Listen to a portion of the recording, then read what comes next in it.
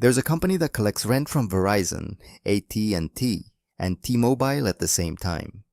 All three, every month, for the same piece of property. It isn't a phone company. It doesn't sell you a plan. And you drive past what it owns every day. You've just never looked up.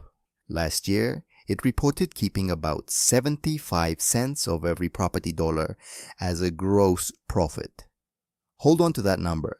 On revenue north of $10 billion from something made of steel, bolted to the ground, that has barely changed in 30 years. So what is it renting that the largest phone companies in the country will line up to pay for? Here's the part that flips it.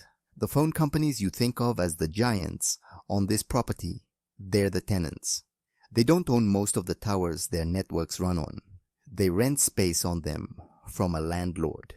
And that landlord found something about the steel that turns one structure into 3 rent checks. Start with one tower. By the company's own illustration, it can cost around $275,000 to build. Put one carrier on it, and the illustration shows a margin around 40%. Add a second carrier to the same tower.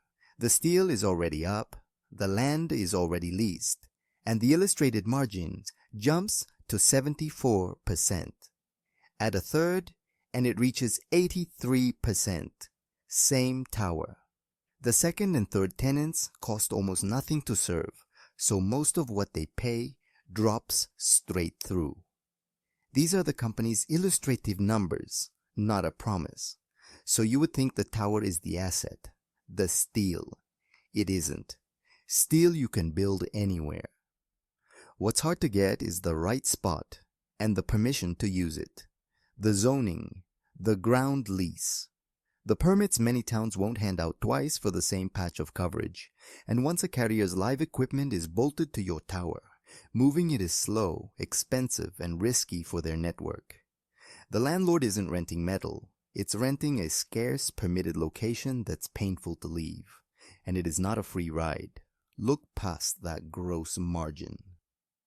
After depreciation and the interest on billions in debt, what the company actually kept last year was closer to 22 cents on the dollar, not 83.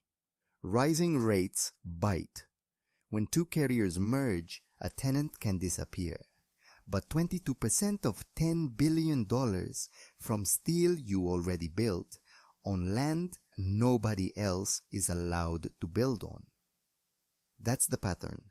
The most boring thing on the horizon is quietly one of the best businesses in the country. Once you see it, you can't stop looking up.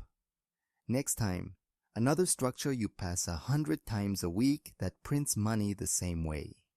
And it's even simpler than a pole.